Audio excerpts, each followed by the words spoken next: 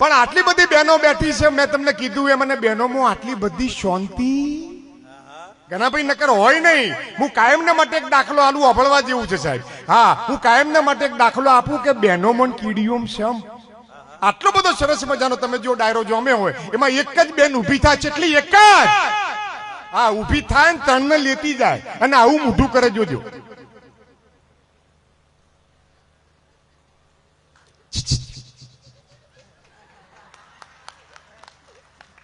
તે તણે ઊભી થઈ જાય. કીડીમાં એવું એકલી ના હોય, લોબી લોબી 4-5 લાઈન હોય ભાઈ. એટલા માટે હું કાયમને માટે એક દાખલો આલું છું કે બહેનોમાં અને કીડીઓમ સમ બહેનોમાં કીડીઓમ સમ બહેનોમાં ને કીડીઓમાં સમ અને મકોડા મારા દિયોર એકલા ફરતા હોય. હા, ધૂમ તડકાના રખડતા 45 ડિગ્રી અને પાછા કેડ બોગલા. મકોડાની મજા છો જોવાની. આવો વાતને ગમે તો કવિ કલાકારને તાળીથી વધાવજો. મકોડો કેડેથી છૂટો પડી જાય પણ મેલે નહીં. એનું નામ મકોડા છે ભાઈ. હા, અને લોક સાહિત્યમાં કીધું છે ને પાછું કવિ કાગે કીધું છે. કવિ કાગે મકોડો મૂર્ખ ઘણો ખાવું લગીરી ન ખાય, ભલે એની કઈડના કટકા થાય તો કરડ ન મૂકે કાગડા. હકીકતની તમને વાત કરું, આ બહેનોની વાતો ચાલતી હતી એટલે તમને કહી દઉં. ઉત્તર ગુજરાતનો લેકો અમારો ચેવો વાપરવા જેવો છે. બે બહેનો વાતો કરતી હતી, વાપરજો કે આય સોનતા કે આય કોનતા કે તે વાપર્યું કે શું ઇન્ડિયન ભારત વચ્ચે તોફાન ફાટી નીકળ્યું. તો ત્રીજી કે બધું હિન્દુસ્તાન વચમાં ના પડત હારું. બોલો 33% અનામત. જબરની વાત છે ને ભાઈ. હા, હમણાં બસમાં બેઠેલો ભાઈ વાપરવા જેવું છે. બસમાં બેઠેલો, મારી આગળની સીટમાં બે બહેનો બેઠેલી ટીપ ટોપ તૈયાર થઈને સાડી બાડી પહેરીને, મારું ધ્યાન એ બાજુ.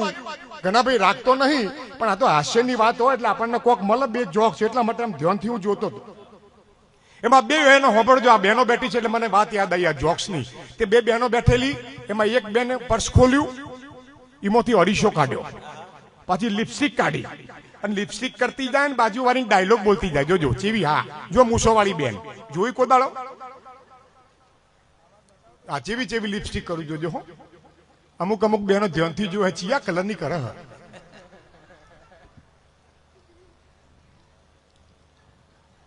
આવું કોક કરે ને, આવું કોક.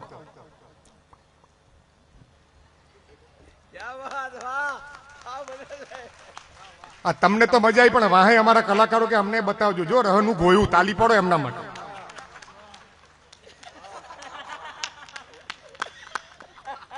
આવો કોઈ કલાકાર જોયો વાહે બેન લોકોને મજા કરાવે.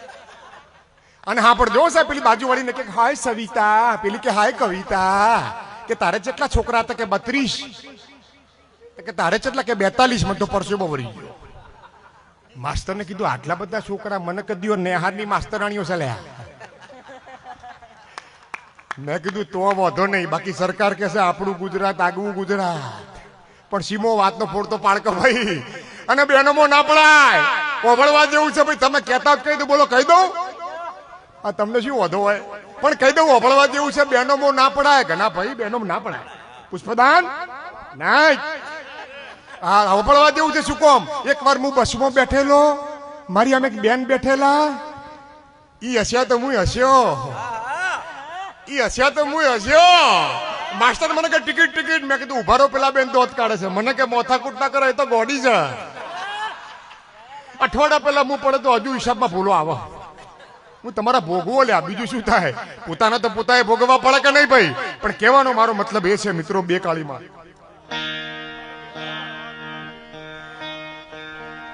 કે નથી હું આજ કહેવાનો રસિક શણગારની વાતો, પુરાણી પોથીઓ ખોલી પ્રભુ અવતારની વાતો, નથી કહેવી અમીરી કે ગરીબી ઠાઠની વાતો, જમાનો આજ માંગે છે સબળ સંસ્કારની વાતો. એક વાત કહી રહ્યો છું સાહિત્યના વિષયમાં, દુઃખમાં હૃદયને રાખો, રાખો ન દુઃખ હૃદયમાં. પરિશ્રમ જાગરણ સાહિત્યનો કાનૂન માંગે છે, બીજા શબ્દોમાં કહીએ તો જીગરનું ખૂન માંગે છે. નથી સાહિત્યને સ્પર્શી શકાતું અલ્પવાણીથી, કદી આકાશ ભીંજાતું નથી વાદળના પાણીથી. સાહેબ આવો સરસ મજાનો વર્ગ. મને માફ કરજો, કદાચ જો તમને મજા આવતી હોય તો આ થોડીક ઊંચી વાત છે, પણ મારી મને એમ થાય કે આવા મંચ ઉપર હું આવું અને કોઈ કલાકાર કોઈ શાયરને હું યાદ કરું. તમે જો તાલી પાડો તો સાહેબ એક સરસ મજાની વાત અહીંથી હું રજૂ કરી દઉં. કારણ કે સમજદાર વર્ગ હોય તો અમને મિત્રો, કારણ કે તમારા જેવો અમૃત ઘાયલ એમ કહે છે કે મિલનસાર દાના જવલ્લે મળે છે, મનુષ્યો મજાના જવલ્લે મળે છે.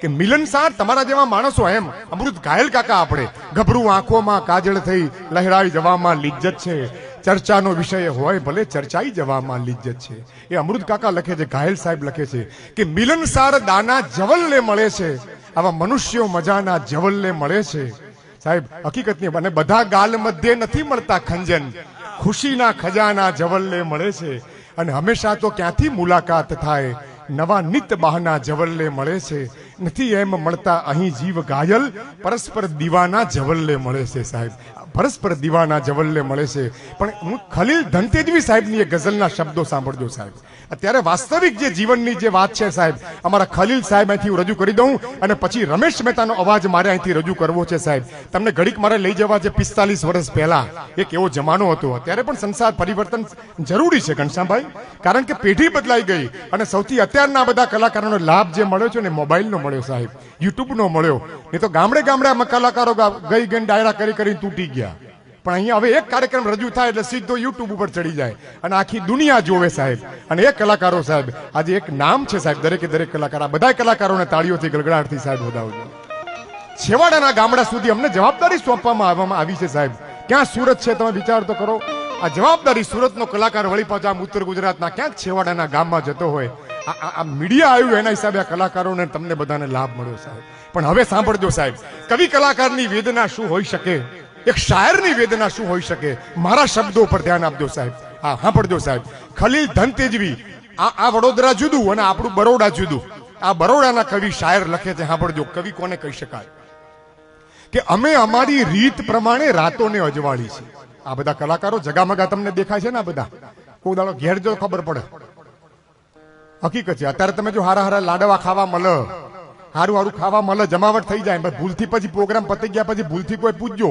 ક્યાં ગયા ભદ્રેશભાઈ દવન ક્યાં ગયા ઘનશ્યામ ગઢીએ કપચીના ખટારામાં જાય આ કલાકાર બનવું સહેલું નથી એટલા માટે ખલીલ સાહેબ લખે છે બેનો સાંભળજો કે અમે અમારી રીત પ્રમાણે રાતોને અજવાળી છે અમે અમારી રીત પ્રમાણે રાતોને અજવાળી છે તમે ઘરે દીવો સળગાવ્યો અમે જાતને બાળી છે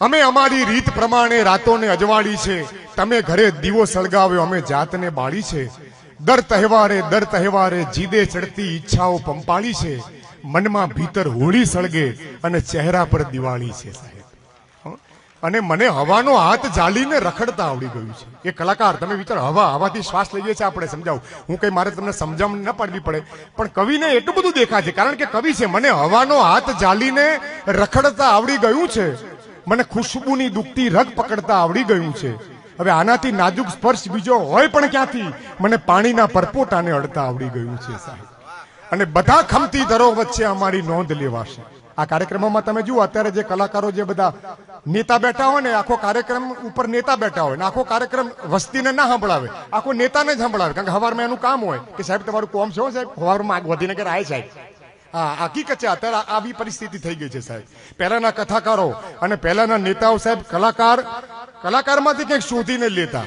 હકીકતની વાત છે સાહેબ આ જમાનો હજુ કે બદલાઈ ગયો છે કહેવાનો મારો મતલબ એ છે સાહેબ પણ હવે સાંભળજો બધા ખમતી દરો વચ્ચે અમારી નોંધ લેવાશે કારણ ભરી મહેફિલમાં સૌની નજરે ચડતા આવડી ગયું છે સાહેબ અને હવે તો નાગને પણ ઝેર ખાવાનો વખત આવ્યો કારણ મદારીને હવે માણસ પકડતા આવડી ગયું છે અને ખલીલ અશ્રુ હવે મારા ગણાશે હર્ષના અશ્રુ મને પણ હોઠ મલકાવીને રડતા આવડી ગયું છે મને પણ હોઠ મલકાવીને રડતા આવડી ગયું